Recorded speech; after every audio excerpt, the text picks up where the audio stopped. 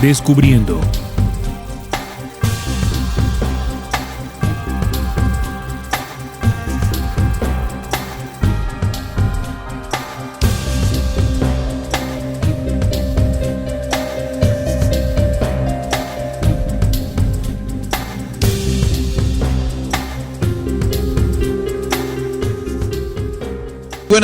Muy buenas, estimados oyentes, bienvenidos a Descubriendo con la certeza en la búsqueda de la verdad.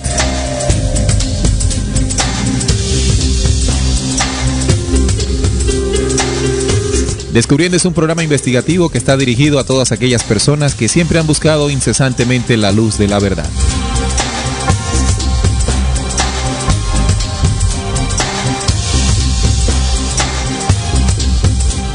A partir de este momento nos disponemos a compartir con todos ustedes un tema, una investigación que nos den a todos herramientas para seguir avanzando por el camino de la real esencia de lo que somos.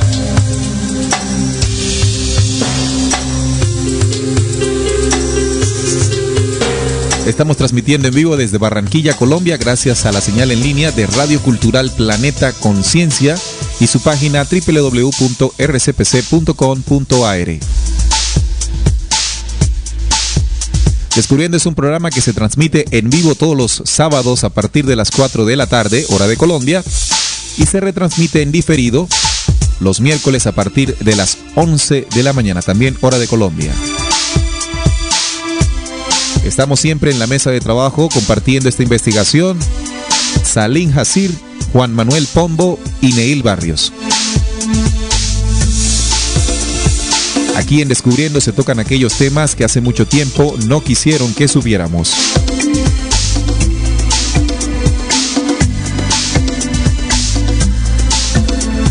Y la claridad que damos permanentemente, siempre cuando empezamos Descubriendo, y es que lo que aquí se expone de ninguna manera pretende colocarse ante ustedes como una verdad absoluta. Es un tema que ponemos, una investigación que ponemos a su consideración, invitándolo a que haga una comprobación de la misma. En la medida en que usted busque y encuentre, usted será dueño de su propia verdad. En estas últimas emisiones hemos venido tocando un tema en particular y son aquellos hombres, aquellos mensajeros que de hace mucho tiempo atrás, miles de años atrás, han dejado a esta humanidad un legado de conocimientos. Hace 8 días estuvimos conversando sobre Hermes Trismegisto y hoy estaremos hablando sobre Enoc.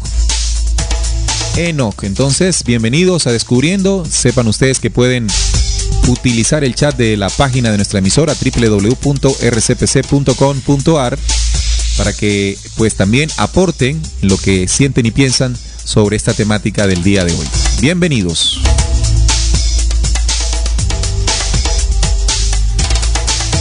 Bueno, saludamos a Salim Hasir. Buenas, Salim, ¿cómo estás? Muy buenas, Neil. Quiero saludar a los oyentes que ya están ahí conectados y pues aquí preparados para rescatar el legado de Enoc, como lo hicimos en el programa pasado con Hermes Trismegisto. Vamos a estar charlando sobre Enoc, precisamente pues a conocer un poco más sobre él y pues saber qué nos dejó para hoy en día, ¿no? Así es, Salim. Bueno, también le damos la bienvenida a la mesa de trabajo a nuestro compañero Juan Manuel Pombo, no Santos, Pombo. Bueno, Neil, un saludo a ustedes y a todos nuestros oyentes, y estamos aquí dispuestos para charlar sobre este gran profeta y estudiar un poquito su legado, ¿no? Para saber un poquitico más y tener las herramientas que este programa, pues, con mucho cariño pretende darle. Sin que, como lo dijo Neil, sin que pretenda ser una verdad absoluta. Bien, recordemos que hemos venido haciendo pues una tarea, una labor con estos programas de Descubriendo, justamente con lo de estos mensajeros, ¿no? Y es quitarle o rescatar de la mano de ciertas organizaciones el mensaje. Cuando hablábamos en alguna oportunidad de las parábolas de Jesús, lo hicimos con la intención de tomar ese conocimiento, quitarle el velo religioso que tiene alrededor y analizar con inteligencia, con lógica, cada uno de sus parábolas o mensajes. Hace 8 días, como les conté ahorita, lo hacíamos con Hermes Trismegisto, bueno, que ha estado untado de metafísica, de mística, de sociedades secretas, de hermenéutica, y hemos querido hace 8 días quitarle, sacarle de las manos, llamémoslo así, de estas organizaciones, grupos o sectas, el mensaje y analizarlo de igual manera, con una manera sencilla, lógica e inteligente. Hoy proponemos hacer lo mismo, en este caso de Enoc. Y Neil, ocurre algo curioso con Enoc. A diferencia de otros hombres, por ejemplo Hermes, que pues alrededor de él se han creado ciertas filosofías, con Enoc ha pasado algo diferente. Lo que se ha querido hacer con Enoc es borrarlo del contexto histórico. Con Enoc no se ha pretendido formar una filosofía o una religión, sino que se ha pretendido borrar del legado histórico de la humanidad, y eso tiene su sentido, y hoy vamos a hablar por qué están muy interesados en borrar lo que Enoc dejó para nosotros. Mira qué aspecto tan importante que has tocado, ¿no? Mientras que a uno se ha buscado tergiversarlo, en este caso Enoc se ha tratado de borrarle. Quiere decir de pronto que la información, el conocimiento que dejó era bastante importante o develador, sí, donde algún grupo en particular se vería afectado. Entonces, en el estudio que vamos a hacer hoy, vamos a darnos cuenta de qué se trata. Bueno, empecemos. Vamos al grano como el dermatólogo. ¿Quién fue Enoc? Vamos con el dato histórico de Enoc. Bueno, Enoc, una de las definiciones que puede encontrar, se dice que el Enoc como tal significa preparado, inaugurado, es decir, dedicado o iniciado. Según la cronología bíblica, Enoc nació en el año 3404 a.C., en contraste con sus contemporáneos. Este hombre se granjeó la aprobación de Dios. Hijo de Jared, nació cuando su padre tenía 162 años y fue el 7º hombre en la línea genealógica desde Adán. A los 65 años llegó a ser padre de Matusalén, quien fuera padre de Lamec y abuelo de Noé. Matusalén descendió de Adán por la línea de Set y perteneció a la 8ª generación humana. Disfrutó de una vida de 969 años, la más larga del registro bíblico, y por este motivo ha llegado a ser proverbial. Matusalén murió en el 2370 a.C., en el año en que empezó el diluvio. Bueno, aquí se menciona básicamente según Enoc, el linaje, ¿no?, del que proviene. Dice que es el 7º después de Adán, pues en la genealogía, y que fue hijo de Jared y a su vez padre de Matusalén y bueno, bisabuelo de Noé. ¿Dónde podemos encontrar esto en el Génesis, estimado oyente? Bueno, hay varias citas, ¿no? Sobre todo en Génesis 5 y Génesis 6, donde se habla toda esa línea descendiente desde Adán, desde Adán básicamente, y que termina o culmina en Noé, porque recordemos que cuando llega Noé aparece el tema del diluvio y bueno, ahí es otra historia. Es decir, vamos estipulando los tiempos, los momentos, ¿no?, que también Exacto. Es importante para comprender la historia. Dice que aproximadamente, porque estos no son datos exactos. Esto es aproximado, 3404. 3404 antes de Cristo, o sea que él vivió hace unos 5400 y más, 3400 años, hace más de 5400 años atrás. Es decir, que debemos decir que es uno de los mensajeros, uno de los profetas, como acostumbramos a llamarle a este tipo de personajes, más antiguo. Incluso va desde antes de Noé. Desde antes de Noé, de todo el diluvio, es antes de todo esto, Enoc. Sepamos y recordemos lo que dijo Salim, que es el 7º después de Adán, de la descendencia original del Adán. ¿Por qué queremos hacer esta claridad? Porque cuando tomamos el Génesis 4:17, se refiere a otro Enoc, que vendría siendo el hijo de Caín. Voy a leer, estimado oyente, este capítulo, Génesis 4:17. Recordando lo de siempre, cuando tocamos los documentos, cuando en Descubriendo se tocan los documentos bíblicos o el documento bíblico, lo hacemos desde el punto de vista investigativo. Queremos escudriñar estos libros para darnos respuestas a muchas inquietudes que personas como usted y como nosotros acá en la mesa de trabajo siempre hemos tenido. No lo hacemos bajo el contexto religioso, que bajo el criterio propio de Descubriendo le ha hecho tanto daño a esta humanidad. ¿Por qué daño? Porque con ese esquema de creencia y religiosidad se ha negado o se ha ocultado, más bien se ha ocultado la esencia verdadera del mensaje que en estos documentos ha sido consignado ya hace un tiempo atrás. Entonces, siguiendo con Génesis 4:17 dice: y conoció Caín a su mujer, la cual concibió y dio a luz a Enoc, y edificó una ciudad y llamó el nombre de la ciudad del nombre de su hijo, Enoc. Y a Enoc le nació Irad, e Irad engendró a Mehujael.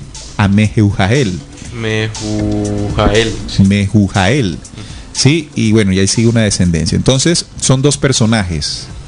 Enoc, el hijo de Caín, ¿sí?, que tuvo con la mujer después que fue desterrado de haber asesinado a su hermano.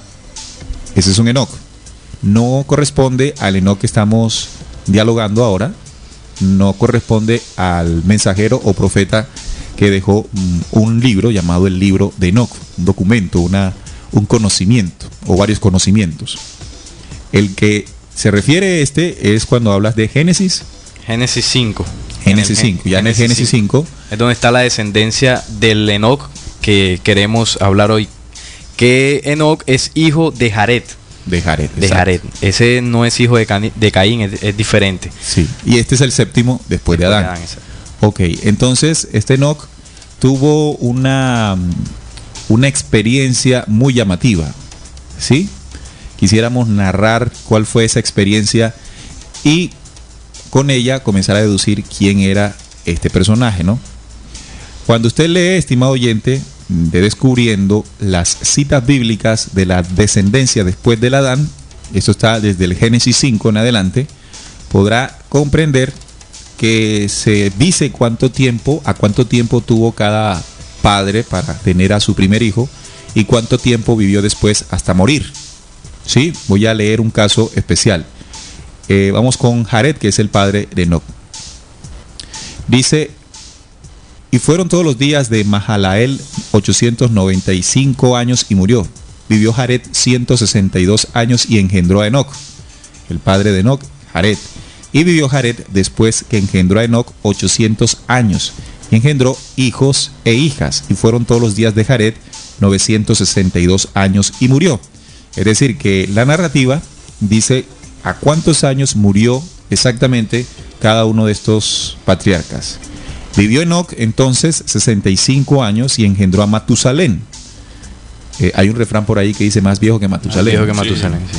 Tiene que ver con pues, la longevidad que tenían estos hombres hace unos miles de años atrás. Vivió Enoc 65 años y engendró a Matusalén. Y caminó Enoc, ojo con esta parte, y caminó Enoc con Dios después que engendró a Matusalén 300 años y engendró hijos e hijas. Y fueron todos los días de Enoc 365 años. Caminó pues Enoc con Dios y desapareció porque le llevó Dios. A diferencia de lo que mostraba la narrativa de los patriarcas anteriores, donde especificaba el momento de la muerte de cada uno de ellos, en el punto o en el caso de Enoc demuestra la escritura de que Enoc no muere en el planeta Tierra. Dice que desaparece. Exactamente es lo que dice el documento, desaparece, y la acción o el por qué desaparece es algo que llama la atención, porque le llevó Dios, fue llevado por Dios. Si no murió, sino que fue llevado por Dios, y la concepción que siempre tenemos es que Dios está arriba, significa que Enoc fue llevado arriba a los cielos, fue subido a los cielos. Ahora, este caso también se parece mucho al del profeta Elías. Casualmente, bueno, las casualidades no existen. Son los dos únicos profetas, pues llamados profetas a través de la historia, que no han muerto, pues aquí en el planeta Tierra. Son los dos únicos que han sido llevados, en este caso Enoc, llevado por Dios, y en el caso de Elías, alado por caballos de fuego. En el caso de Elías, él andaba, vamos a buscar la cita de cómo fue, para ser más exactos con nuestros oyentes, el profeta Elías. Bueno, y ahí en el punto de Enoc, cuando es llevado por Dios en el Génesis 5, digamos que ante ese punto ha quedado como un misterio allí, ¿no? Bueno, ¿y qué pasó con Enoc? Y es precisamente cuando en el concilio de Nicea, recordemos ese suceso que ha marcado la historia de esta humanidad, cuando se reúnen todos esos obispos y deciden qué libros deben entrar al canon bíblico. Bueno, uno de los libros que no entró en ese canon bíblico fue precisamente el libro de Enoc. Bueno, ¿y por qué lo querían ocultar? Pues en uno de los apartes de este libro se narra qué sucedió con Enoc cuando fue llevado. Y eso es importante porque si esta información que tiene este libro saliera a la luz pública, hombre, se solucionarían muchas preguntas y bueno, se desbaratarían ciertas organizaciones por ahí. Enoc narra cómo es transportado por uno de esos vigilantes y es llevado, digamos que afuera del planeta. En una nave. Y bueno, empieza toda una narración. Ahora más adelante buscaré el capítulo exacto en el libro Enoc y ya tengo acá el capítulo exacto donde se narra la desaparición no de Enoc, sino de Elías. Está en Segunda de Reyes 2:11. Dice así: y aconteció que yendo ellos y hablando, se refiere a Elías y a Eliseo, he aquí un carro de fuego con caballos de fuego apartó a los dos. Y Elías subió al cielo en un torbellino. Viendo Eliseo, clamaba: Padre mío, carro de Israel y su gente de a caballo. Ya nunca más le vio. Y tomando sus vestidos, los rompió en dos partes. Entonces aquí en esta cita nos dice cómo Elías fue subido al cielo en un torbellino, en un carro de fuego con caballos de fuego. Entonces se está hablando de una especie de vehículo, ¿sí? ¿Por qué se dice caballos? Porque en la época donde se hace la referencia de esta narración, pues lo que se tenía como medida de transporte o de movilización eran los caballos, ¿no? Entonces decir que algo se desplazaba con fuerza o con el narrador debía decir caballos, ¿no? Y no había un registro mental para decir pues una nave o claro, un avión, ellos ¿no? asociaban pues con lo que tenían pues a la mano, y cuando decían caballos de fuego, precisamente porque esa nave que sacó a Elías del planeta pues iba botando fuego, entonces decían, bueno, fue alado por caballos de fuego. En su mente no estaba la palabra ovni, por ejemplo. Claro, entonces, claro, no podría decir ovni porque es avión, una letra, unas palabras que nosotros adjudicamos hoy a un fenómeno Exacto. que aparece en el cielo. Esta descripción es propia de la época. Entonces, aquí es claro, estimado oyente, que Elías fue subido al cielo en un torbellino. Y quedó pues el legado de él para otro hombre que fue Eliseo. Pero en el caso de Enoc también dice lo mismo. Enoc fue subido al cielo porque fue llevado con Dios. Un viaje que tuvo desde aquí hacia el cielo o hacia un lugar especial donde pues recibió una cierta información que después conoceríamos en el libro de Enoc. El libro secreto de Enoc. Que cabe resaltar, como lo dijo nuestro compañero Salín, que no aparece en el canon bíblico. Recuerden que el canon bíblico se determinó en el 325 con el concilio de Nicea, la reunión ecuménica dirigida por el señor Constantino, que hace poco, en la semana pasada de mayo, se cumplieron años de ese concilio de Nicea. Fue en mayo que se hizo el concilio de Nicea en Nicea, perdón. En Nicea, en Turquía. En lo que hoy es Turquía. En lo que hoy es Turquía, sí. En lo que hoy llamamos Turquía. Entonces, bueno, ya más o menos estamos ubicados de qué personaje estamos hablando, de su época, y además la acción importante de que no murió, sino que desapareció porque lo llevaron, igual que Elías, siendo estos dos personajes en la historia los únicos que no conocen muerte, o profetas que no conocen muerte en la tierra, y que siempre se ha esperado su regreso. Sí, este libro no hay ningún problema en buscarlo en internet, ahí aparece. El libro secreto de Enoc. Sí, el libro secreto no se puede conseguir pues en internet. Hay otra de los aspectos importantes en lo que es el libro secreto de Enoc, y pues ya para entrar en materia con lo que pues Enoc nos dejó, ¿no? Hay una cita que ha causado mucho intriga, ¿no? A través de la historia, y es cuando hablamos en el Génesis 6 del 1 al 4, ¿no? Cuando dice: aconteció que cuando comenzaron los hombres a multiplicarse sobre la faz de la tierra y les nacieron hijas, que viendo los hijos de Dios que las hijas de los hombres eran hermosas, tomaron para sí mujeres y escogiendo entre todas, pues escogieron entre todas a las que les gustaron. Había gigantes en la tierra en aquellos días, y también después de que se llegaron los hijos de Dios a las hijas de los hombres y les engendraron hijos, estos fueron los valientes que desde la antigüedad fueron varones de renombre. Aquí está narrando un suceso, ¿no? Cuando habla que los hijos de Dios tomaron pues de las hijas de los hombres mujeres y les engendraron hijos, y fueron los gigantes famosos de la antigüedad. Esta cita ha causado mucho interés y mucho revuelo, porque siempre se ha preguntado, ¿y quiénes son los hijos de Dios en esta cita? ¿Cuáles fueron esos gigantes? Bueno, en el libro secreto de Enoc explica realmente cómo sucedió eso, y también está consignado en el capítulo 6. Voy a hacer la narración para que vayamos analizando. Dice así: así sucedió que cuando en aquellos días se multiplicaron, esto ya en el libro de Enoc, los hijos de los hombres, les nacieron hijas hermosas y bonitas, y los vigilantes, hijos del cielo, las vieron y las desearon, y se dijeron unos a otros: vayamos y escojamos mujeres de entre los hijos de los hombres y engendremos hijos. Entonces Senyasa, que narra el libro, que es el líder de estos vigilantes, de los caídos, que exacto, más adelante comprenderemos. Exactamente, de estos vigilantes, Senyasa, que era su jefe, les dijo: tomen las que queráis y cumplan con esta acción, y sea yo el único responsable de este gran pecado. Pero ellos le respondieron: hagamos todos un juramento y comprometámonos todos bajo un anatema a no retroceder en este proyecto hasta ejecutarlo realmente.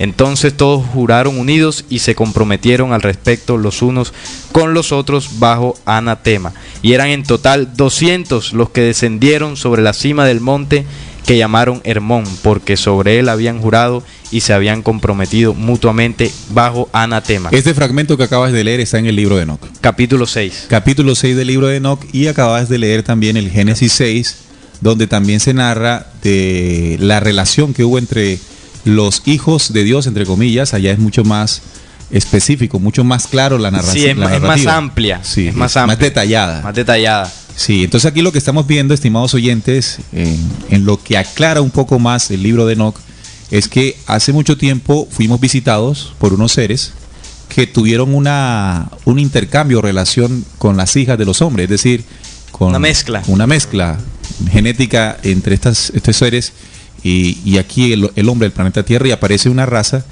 de gigantes, como se dice, gigantes. Había gigantes en la Tierra en aquellos días, en aquellos momentos. En aquellos momentos, sí. Y aquí empezamos a ver por qué el interés de borrar a Enoc del contexto histórico, de borrar sus documentos, sus libros, porque esta información que está aquí, bueno, es muy peligroso que salga a la luz pública, porque aquí ya Enoc está denunciando abiertamente que en el planeta Tierra pues hubo la visita o la invasión de seres venidos del cielo o del espacio exterior. Claro, a pesar de que también el Génesis 6 lo dice, pero no es tan contundente como si lo hace Enoc. Ahora, recuerden que Enoc vive, según los datos, aproximadamente hace 5.400 años, y un poco más, 5.400 años atrás, aproximadamente, puede ser más. Y el libro del Génesis, o el registro del Génesis que tenemos acá, que es de Moisés, bueno, es mucho más acá, ¿cierto? Sí. Moisés, podríamos ubicarlo unos 1200 años antes de Cristo, ¿verdad? Un poco más acá, cercano al nacimiento de Jesús. Entonces significa que el documento de Enoc ha servido de referencia incluso para unos fragmentos del Génesis de Moisés. Recordemos que el Génesis de la Biblia, o los 5 primeros libros de la Biblia, se le adjudican su autoría a Moisés. Exacto. Se cree, ¿no? Se cree, sí. Entonces, siendo más antiguo el libro de Enoc, porque es más antiguo Enoc que el Génesis bíblico, podemos decir que si queremos encontrar vestigios de ese verdadero Génesis, de esa manipulación que Enoc relata, debemos acudir a este documento. Sí, al documento de Enoc y a otros documentos también, ¿no? Cuando hablamos del origen, bueno, conocemos toda la versión bíblica del Génesis, pero hay otro libro que es el libro secreto de Juan, que narra exactamente pues el principio del todo, y también narra el principio de la desviación cómo se engendró el dragón, que habla después del Apocalipsis. Bueno, y de esa invasión de los 200, pues de los 200 extraterrenos que llegaron acá a la Tierra, hubo el cruce genético con las mujeres que vivían sobre la Tierra, y de ahí aparecieron los gigantes, como bien lo estábamos diciendo, y los gigantes se volvieron un problema. ¿Por qué? Porque estaban acabando con la humanidad. Se los estaban comiendo y le estaban chupando la sangre, por decirlo así. Todo eso lo relata el libro de Enoc. Claro, hay una narrativa comparativa que nos podría resultar, nos podría ayudar para comprender esto, y es, por ejemplo, la historia de los semidioses. Recordemos que los semidioses en la mitología griega es la relación, o se dan de la relación entre los dioses o los seres venidos o que vienen de las estrellas y las mujeres de los hombres. En esa relación nacen unos seres que en la mitología se le llaman semidioses. En la Biblia se le dicen los gigantes. Y Enoc es mucho más claro, pues, y habla, ¿cómo es que le llama Enoc a estos que vinieron de arriba? Los vigilantes. Vigilantes. Fíjese que Enoc determina o le llama a estos señores visitantes los vigilantes. No les puede decir, o no vamos a pretender escuchar que él les llame en su libro extraterrestres, ¿verdad? Porque sería un concepto extraterrestre, un concepto que apareció ya, pues, más en nuestros tiempos, ¿no? Un extraterrestre, un ser venido de fuera de la Tierra, que es realmente lo que significa este término. Entonces los vigilantes, como lo llama Enoc, vienen de afuera. Tuvieron relación con las mujeres de los hombres y engendran los gigantes, que la mitología griega habla de los semidioses. Estos semidioses, o gigantes, o personajes que resultaron de la mezcla genética o del cruce de estos seres venidos o vigilantes, se convirtieron en los gobernantes del planeta. Fueron quienes estipularon dogmas, religiones y fe, y además también en el poderío para enfrentar a los seres humanos a través de las guerras, ¿no? Sí, cuando hablamos de esos casos, entre comillas, mitológicos, habría que hablar entonces de Hércules, de Perseo, bueno, de muchos hombres, como lo dice la misma Biblia, de renombre, que dejaron su huella de guerra, no más que todo de guerra y de sangre en la humanidad, porque tenían esa mezcla genética de seres caídos con humanos, y eran gigantes. Tenían, digamos, que cualidades que en la época se veían asombrosas. Otro de los aspectos que deja muy claro el libro de Enoc en su capítulo 8 se refiere a lo que los ángeles malos han enseñado a los hombres. Y él aquí da, pues, referencia de varios de ellos. Azazel, uno de ellos que también se encuentra en la Biblia. Azazel enseñó a los hombres a fabricar las espadas y los machetes, el escudo y la coraza del pecho. Y él les mostró los metales y el arte de trabajarlos, y los brazaletes y los aderezos y el arte de pintarse los ojos con antimonio y de embellecerse los párpados, y las más bellas y más preciosas piedras, y todos los tintes de color y la revolución del mundo. Esto fue lo que enseñó Azazel. Y si prestan mucha atención, según Enoc, este es un tipo de vigilante, ¿no? Sí. O ser venido de arriba, o ángeles, como también le decían, o demonios. Simplemente son términos que determinan a aquellos seres venidos de arriba, del cielo, de afuera, del espacio. Claro. Para que lo entendamos hoy más clarito y pelado, extraterrestres, sin temor a equivocarnos.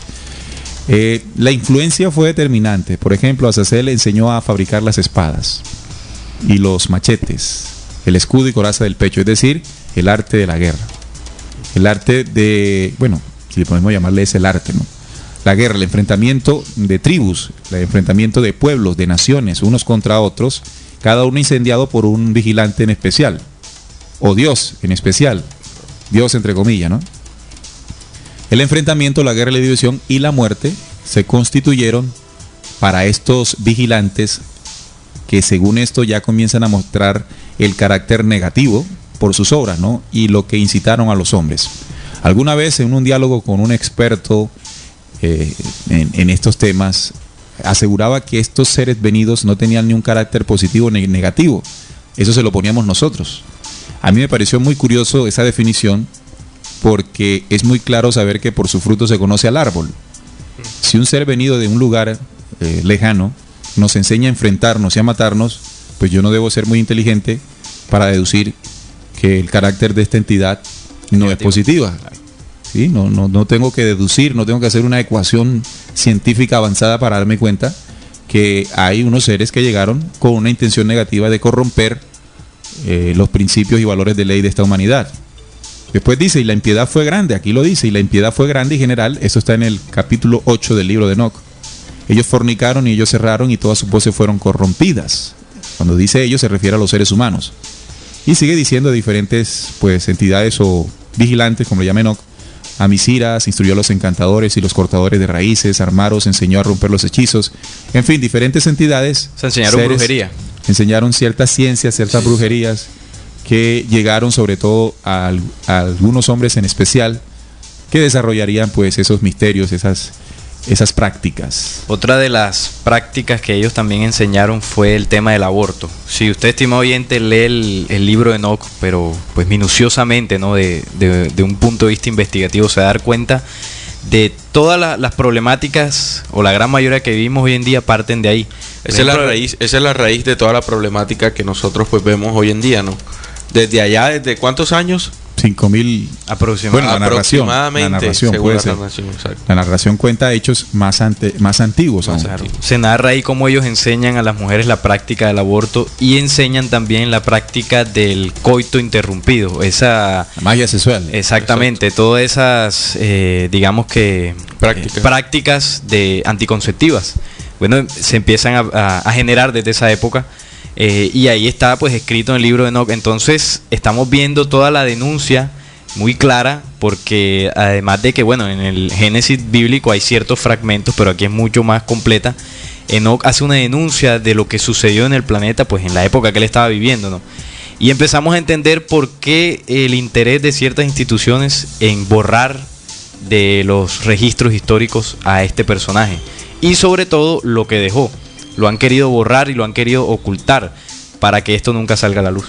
Llamativo, ¿no? Entonces, los visitantes o los vigilantes o los extraterrestres, vamos a llamarles de un solo nombre para no confundirnos.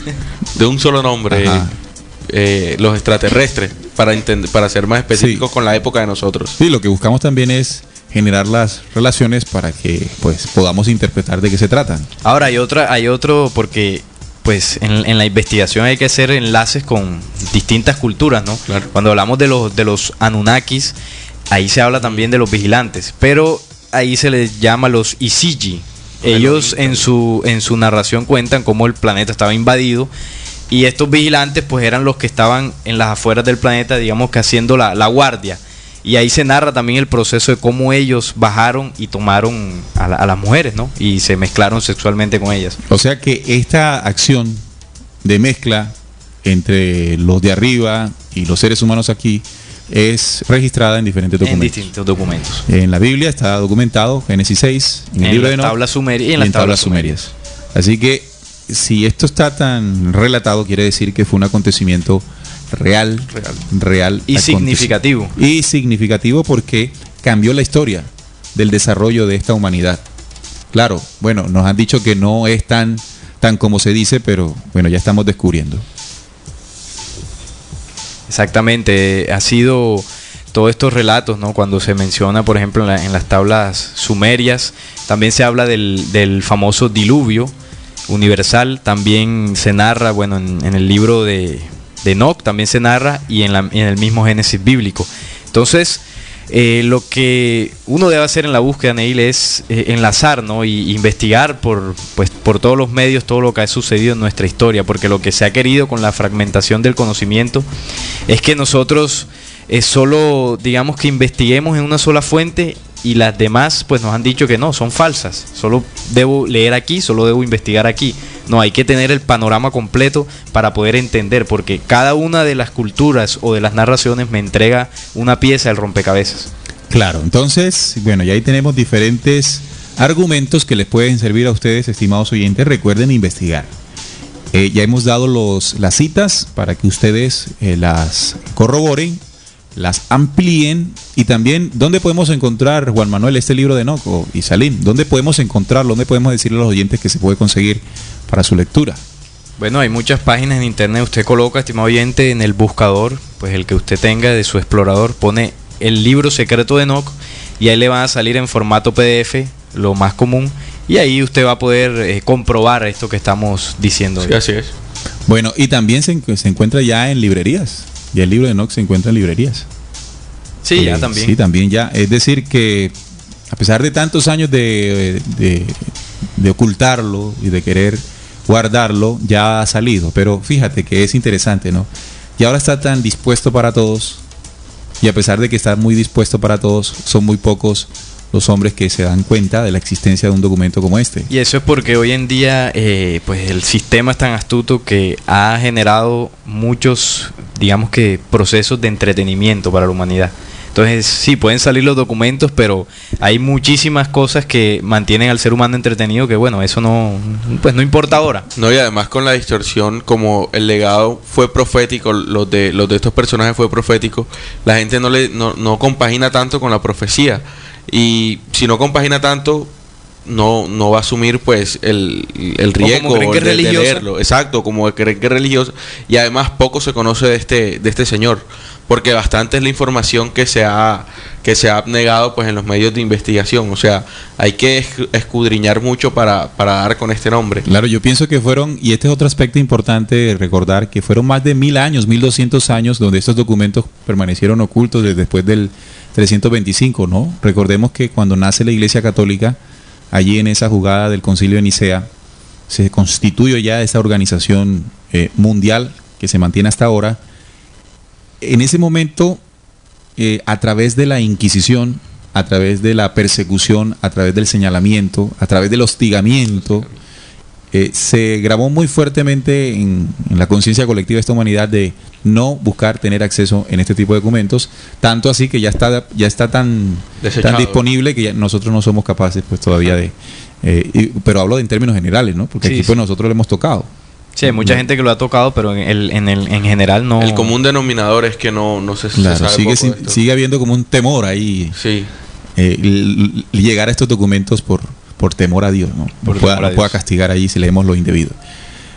Ok, entonces, pero así como Enoch ha anunciado, y usted puede hacerlo investigando, estimado oyente, así como Enoch habló de la caída de los vigilantes, los seres que se mezclaron con los humanos y crearon una raza nueva de semidioses que se perpetuó y que se le llamó gigantes por otros lados, él también habló de una esperanza, habló de un momento específico donde habría una restitución de todo lo que desde la caída de los vigilantes se había dañado, se había estipulado. Él habla de un momento de la venida del Señor de la cabeza de los días, la cabeza de los días.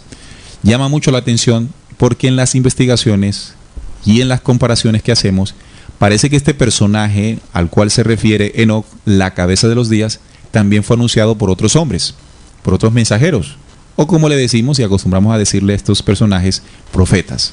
Me refiero a la referencia que también hace Daniel en su capítulo 7, versículo 9, ya no le dice cabeza de los días, sino le dice anciano de los días, a un personaje que también tendría la misma potencia o capacidad de destruir las obras del mal en un momento de la humanidad. Y también hay otro personaje, otro mensajero u otro profeta que hizo una referencia del mismo personaje. Este es Juan en la isla de Patmos en Apocalipsis 1, 13, 14. Juan hace la referencia de un señor vestido de blanco con cabellos blancos, que es la misma descripción que tiene la cabeza de los días y que tiene el anciano de días. Entonces son como 3 veces, o por parte de 3 mensajeros, que se vaticinó la presencia de un personaje, de una fuerza o de un símbolo que podría ser encarnado también por cada hombre en un tiempo específico de transformación, que se llama la cabeza o el anciano de días. Vamos a buscar la referencia de cada uno de estos documentos para hacer el comparativo, ¿les parece? Sí, claro. Vale. Bueno, vamos entonces con el primero, que sería el que estamos analizando en esta oportunidad, que es Enoch, ¿no? Enoch dice la cabeza de los días. Vamos a ir buscando por allá mientras yo... Bueno, aquí tengo la de Daniel. Si quieres que comencemos con la narración de Daniel. Ok, vamos con Daniel. Bueno, Daniel en su capítulo 7, 9, como Neil nos refirió ahorita, dice lo siguiente: estuve mirando hasta que fueron puestos tronos, y se sentó un anciano de días, cuyo vestido era blanco como la nieve y el pelo de su cabeza como lana limpia. Su trono llama de fuego y las ruedas del mismo fuego ardiente. Aquí en esta narración que Daniel pues relata, ¿no? Se habla claramente, bueno, habla del anciano de los días y cuáles son las características de este personaje que él vio. Vestido blanco como la nieve y el pelo de su cabeza como la lana limpia y el trono como llamas de fuego. ¿Ya tienes la de Enoc? Sí, aquí está. Entonces, él dice, hagamos el enlace. dice acá Enoc, la segunda venida de la cabeza de los días, el Hijo del Hombre. Dice, allí vi a alguien que tenía una cabeza de días, dice Enoc. Esto está en el capítulo, vamos a traducir esto porque estos capítulos están en números romanos. Ya les doy el capítulo. Pero dice, allí vi a la cabeza que tenía, o allí vi a alguien que tenía la cabeza de días, una cabeza de días, y su cabeza era como de lana blanca, y con él otro cuya figura tenía la apariencia de un hombre, y su figura era llena de gracia, como uno de los ángeles santos. Interrogué al ángel que iba conmigo y que me hacía conocer todos los secretos respecto a este Hijo del Hombre. ¿Quién es él? ¿De dónde viene? ¿Por qué va con él la cabeza de los días? Él me respondió y me dijo, este es el Hijo del Hombre que posee la justicia y con él habita la justicia, con el que habita la justicia, que revelará todos los tesoros de los secretos, porque el Altísimo Señor de los Espíritus, así le llamaba Enoc al Altísimo, ¿no?, lo ha escogido, y su sino ha vencido por el derecho ante el Señor de los Espíritus por la eternidad. Así que está hablando de la cabeza de los días y del Hijo del Hombre. Es una referencia muy parecida a la que acaba de leer Salim, que es posterior a la de Enoc, ¿verdad? Porque Daniel vivió 700 años antes de Cristo. Y Enoc son 5.400 años antes de nosotros. Entonces, la referencia de la cabeza de los días es la más antigua del personaje o la fuerza o la esencia que se despertaría en el Hijo del Hombre al final del tiempo, en un tiempo de transformación, en el tiempo de la conciencia. El símbolo es claro, la cabeza de los días. ¿Cómo es la cabeza de los días? Cabeza de días, y su cabeza era blanca como la lana, que es lo que dice Daniel. Y Daniel dice lo mismo, el pelo de su cabeza como lana limpia. Podríamos interpretar el símbolo de los pensamientos puros, los pensamientos reformados de la cabeza del símbolo del pensamiento. Claro. ¿Verdad? Sus vestiduras blancas, que vendría hablando de la transformación de cada uno de nosotros. Así que, así como lo dice Enoc hace mucho tiempo, lo dijo Daniel en su capítulo 7-9, y también lo dice, vamos a buscarlo inmediatamente para hacer la referencia. Apocalipsis 1:13-14, Juan Manuel. Lo tiene Juan Manuel. Apocalipsis 1:13-14. Y en medio de los 7 candeleros, a uno semejante al Hijo del Hombre, vestido de una ropa que llegaba hasta sus pies y ceñido por un pecho con un cinto de oro. O por el pecho con un cinto de oro. Por el pecho con un cinto de oro. Su cabeza y sus cabellos eran blancos como blanca lana, como nieve, sus ojos como llamas de fuego y sus pies semejantes al bronce bruñido, refulgente como en un horno, y su voz como estruendo de muchas aguas. No, indiscutiblemente es el mismo personaje. Es el mismo personaje. Porque habla también de los cabellos como la blanca lana y el trono como bronce bruñido.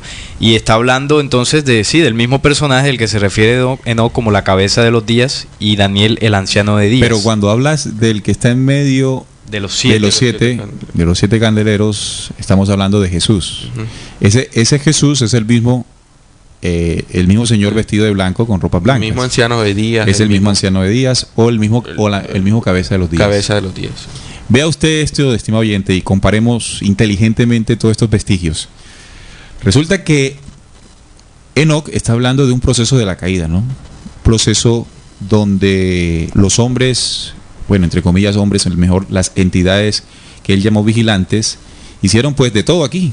Enseñaron las artes, enseñaron la guerra, hicieron todo lo que hicieron.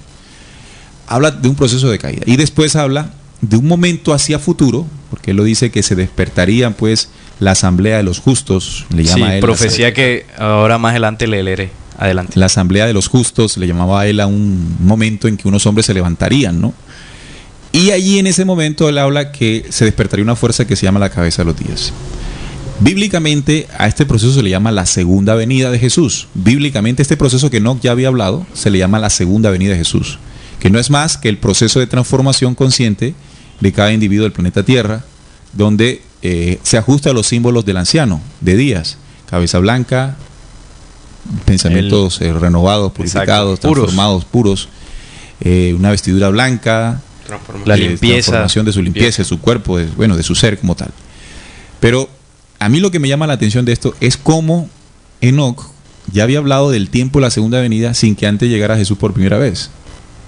O sea, habló para el tiempo del fin, Enoc. Exactamente. Pasando todo ese tiempo saltándose todos esos años. tiempos, sí, todos esos años para hablar de un tiempo específico que sería hoy, si estamos dándonos cuenta de las transformaciones que se están generando.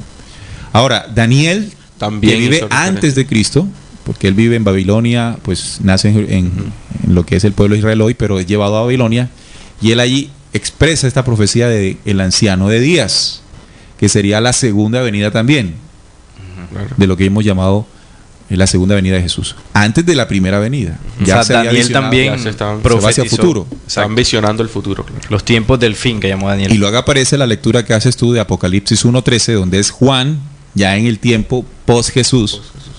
Sí, ya había venido Jesús. Post Jesús, en la isla de Patmos, habla de ese tiempo que también había hablado Daniel y que antes ya había hablado Enoc. Entonces, ¿qué queda claro si tres personajes en diferentes tiempos de la historia están hablando de lo mismo?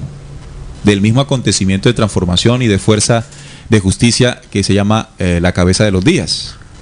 Eso viene. Bueno, a mí la sensación que me da es que estos personajes o estos profetas están hablando de la esperanza, ¿no? Del proceso de restitución que esta humanidad tendría, y a su vez la destrucción de todo eso, bueno, ya que Enoc nos venía denunciando y otros profetas, de todo eso que se estableció en el planeta Tierra con la caída de los seres que llegaron aquí, ¿no? Claro, entonces hay una parte de la profecía de Enoc que se refiere a la asamblea de los justos. Tú dijiste que te ibas a referir a ella. Sí, aquí está, es una profecía, ¿no? Que también Enoc nos relata en su libro, y dice así: es acerca de los elegidos que hablo, y a causa de ellos pronuncio mi oráculo. El único gran santo vendrá desde su morada, el Dios eterno andará sobre la tierra, sobre el monte Sinaí aparecerá con su gran ejército y surgirá en la fuerza de su poder desde lo alto de los cielos. Y todos los vigilantes temblarán y serán castigados en lugares secretos, y todas las extremidades de la tierra se resquebrajarán, y temor y un gran temblor se apoderará de ellos hacia los confines de la tierra.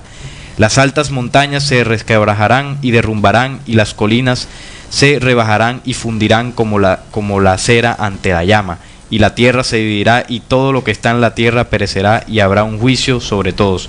Pero con los justos él hará la paz y protegerá a los elegidos, y sobre ellos recaerá la clemencia, y todos ellos pertenecerán a Dios. Serán dichosos y benditos, los ayudará a todos, y para ellos brillará la luz de Dios. Mirad que Él viene con una multitud de sus santos para ejecutar el juicio sobre todos, y aniquilará a los impíos, y castigará a toda carne por todas sus obras impías, los cuales ellos han perversamente cometido, y de todas las palabras altaneras y duras que los malvados pecadores han hablado contra él.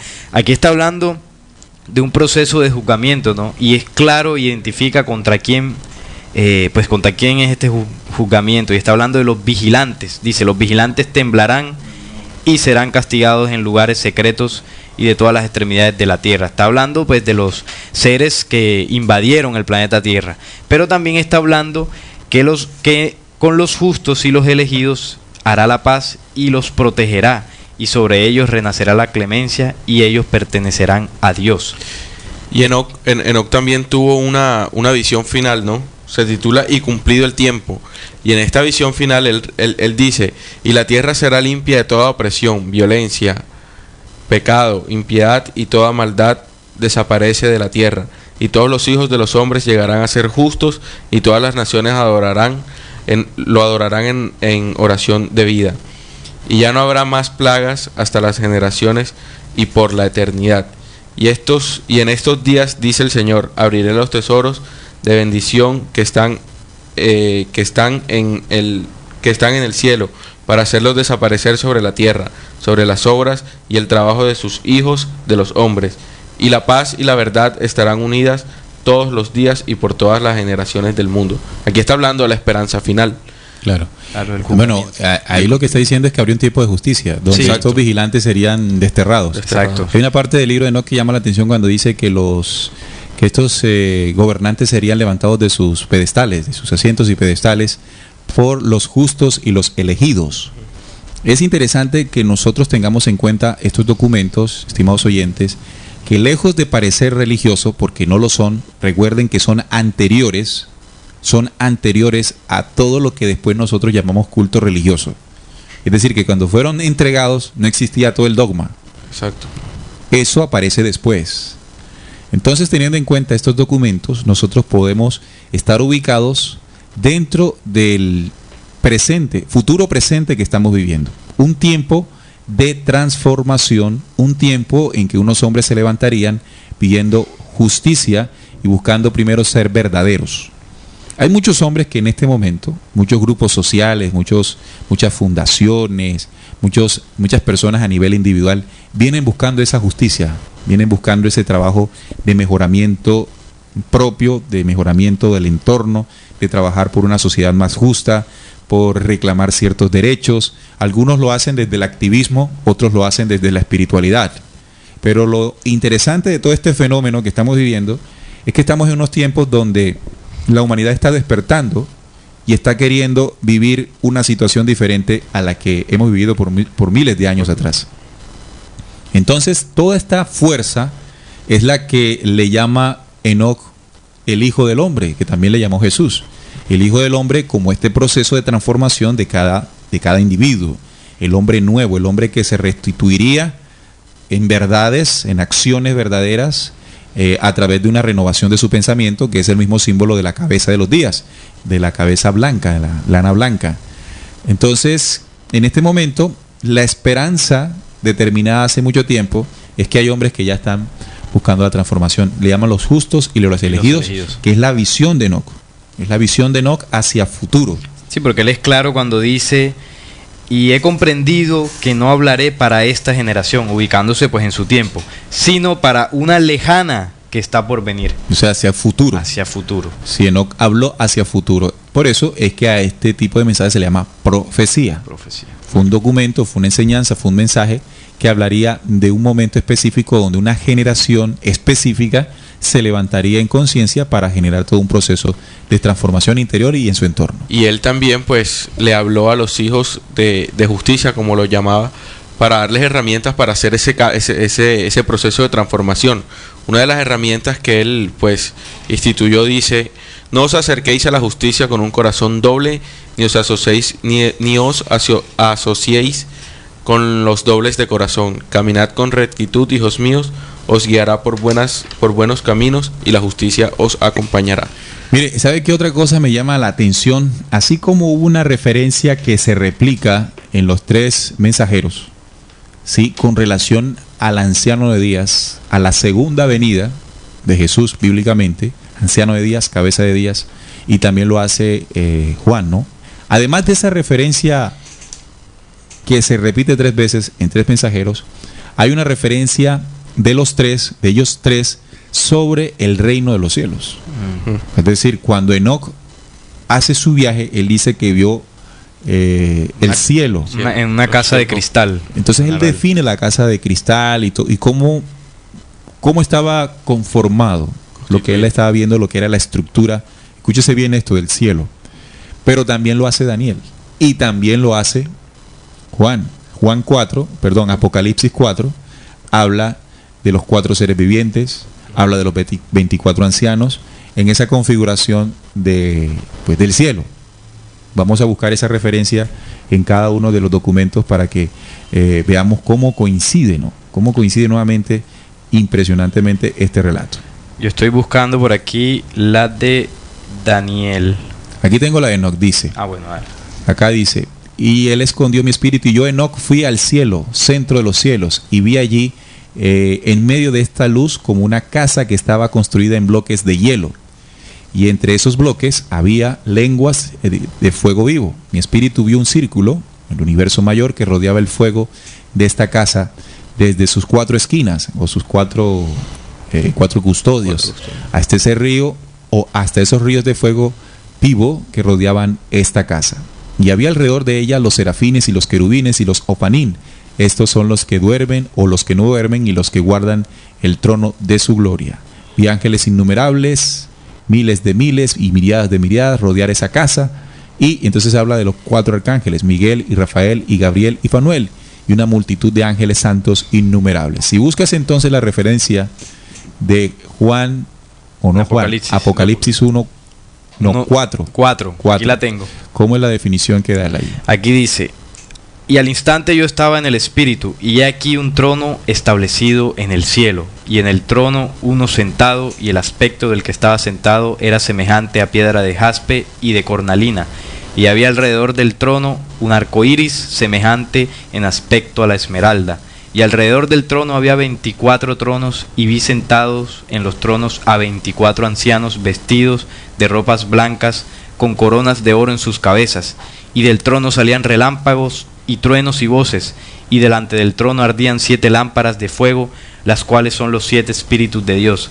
Y delante del trono había como un mar de vidrio semejante al cristal, y junto al trono y alrededor del trono 4 seres vivientes llenos de ojos por delante y por detrás. Entonces la misma referencia, 4, acá Enoc habla de 4 ángeles, Miguel, Rafael, Gabriel y Fanuel, ahí habla de 4. De 4 seres vivientes. Seres vivientes, también habla de la casa de cristal acá. Ahí acá el mar de vidrio. El mar de vidrio, entonces son narrativas muy parecidas del mismo dibujo del cielo, o de la misma figura o forma del cielo. Claro que cuando ya uno comienza a interpretar, a buscar interpretación por dentro, encuentra que ese trono o ese símbolo del trono corresponde pues al mismo corazón del hombre, con Exacto. sus 4 cavidades o cuatro seres vivientes, sus 4 válvulas, y sus 24 ancianos, coronas doradas como sus costillas, ¿no? Toda esta simbolociencia determina que el reino de los cielos, que estos profetas mensajeros hablaron hace miles de años atrás, está vivo dentro de cada ser humano. Se hace el carne arquetipo, digámoslo así, el arquetipo de la creación del reino eterno es el mismo ser humano, el mismo hombre. Exactamente. Sí, el mismo, porque cuando habla de los 4 seres vivientes, ya tú lo mencionas, las 4 cavidades, y dice que no cesan de alabar al que está sentado en el trono, y sabemos que las 4 cavidades permanentemente están y del trono salen grandes relámpagos y truenos. Sí, aquí mismo, también lo dice. Que es el mismo latir, son la misma energía que sale del corazón. Mira que aquí dice que esa casa de hielo, que es donde está el trono, ¿verdad? Esto en cuanto al libro de Enoc.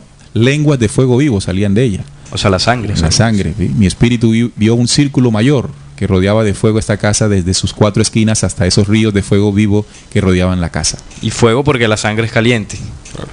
Puede ser. Entonces fíjese que la interpretación es tanto afuera como adentro. Y también en Apocalipsis las 7 lámparas o el arco iris, que es Los 7 espíritus los 7 de Dios. espíritus de Dios, nuestros 7 chakras. Nuestros 7 logosoles, discos memoria, como se le podrían llamar, o chakras, de acuerdo a las corrientes orientales. El reino es vivo y el reino está dentro del hombre. Como también lo dice Hechos 17, ¿te acuerdas que dice en él nos movemos? En él vivimos, nos movemos y somos. Así es. En la misma referencia cuando se habla de la creación del Padre Creador, de toda la magnificencia de la creación. Así que bueno, hemos llegado ya al final. Yo pienso que hemos hecho todo el recorrido, o se nos queda algo. Bueno, lo que hemos intentado hacer es precisamente, primero, dar claridad de quién es realmente Enoc, pues con respecto a lo que se nos dice en la Biblia, porque alguien se podría confundir. Hay 2 personajes, hicimos la diferenciación de quién es Enoc, pues del que se pretendía hablar hoy, ese que desciende de la línea original de Adán, y el otro que, bueno, ya viene del linaje de Caín, y ahí se desprende pues todo ese linaje oscuro, ¿no?, que ha gobernado el planeta Tierra. Pues narramos o dimos pie a lo que es las denuncias que Enoc hace en su libro, cuando habla de los vigilantes, de los seres extraterrenos que cayeron, de todo lo que nos enseñaron, pero a su vez también hablamos de esa esperanza que Enoc nos dejó con esas profecías, la de la cabeza de los días, la profecía de los justos y los elegidos. Y bueno, rescatamos toda esa información. Ya lo que se nos haya quedado por ahí, bueno, ya corresponde a los oyentes, ¿no? Yo quisiera resaltar eso, ¿no? Hicimos un ejercicio en el programa y fue comparar las narrativas de 3 mensajeros en específico. Exacto. En especial Enoc, que es el que corresponde al programa de hoy, Daniel y Juan, en la isla de Patmos con Apocalipsis.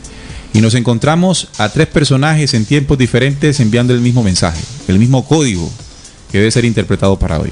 ¿Qué significa que en 3 tiempos diferentes, 3 personajes diferentes digan lo mismo? En el fondo, ¿no?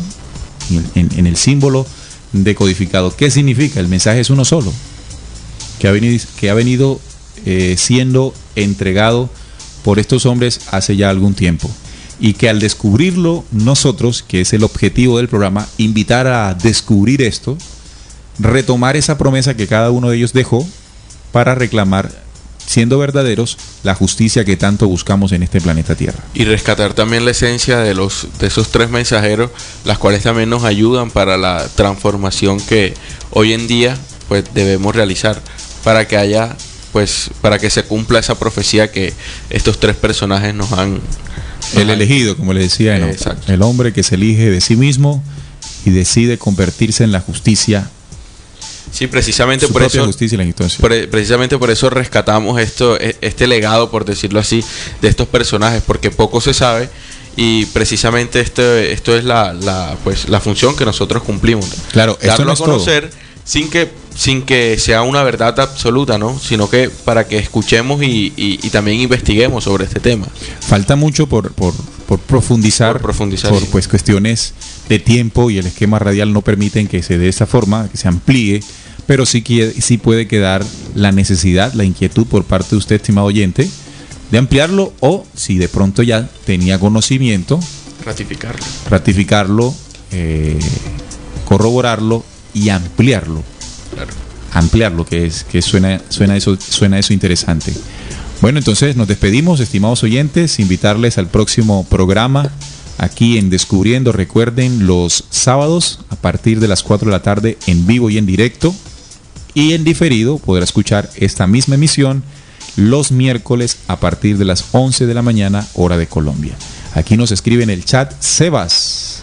Dice: hola, reportando sintonía desde el eje cafetero, muy atento al programa que estamos realizando hoy en Descubriendo. Un fuerte abrazo para Sebas y para toda su familia. Recordemos que también pueden entrar allí a la zona de descargas, a los programas de Descubriendo, y descargar programas anteriores, porque sabemos que cada vez que nosotros en un programa decimos algo, hacemos alguna referencia de cosas que ya se han desarrollado aquí en Descubriendo. Puede quedar la duda de pronto en algún oyente o no entender alguna expresión o algún tema. Bueno, ahí están los programas anteriores para que complemente toda la información, y pues porque están encadenados, ¿no? De enlaces lógicos, para que de esa manera se pueda entender más fácil. Imagínense ustedes la cantidad de programas que se han hecho de Descubriendo hace 3 años ya. Así que hay suficiente información allí para que, como siempre decimos, no es que lo que esté dicho aquí, bueno, así es, porque eso sería pues atrevido, pero sí podemos impulsarnos e impulsar. De esta manera terminamos, estimados oyentes. Gracias por estar ahí en sintonía. Los esperamos el próximo sábado a partir de las 4 de la mañana aquí en Descubriendo. 4 de la tarde. 4 de la tarde, ¿qué dije? 4 de la mañana. Uy, no, ¿quién se va a levantar a las 4? No, 4 de la tarde. Gracias por la corrección. 4 de la tarde, hora de Colombia, el próximo sábado. Recuerden, Descubriendo con la certeza en la búsqueda de la verdad.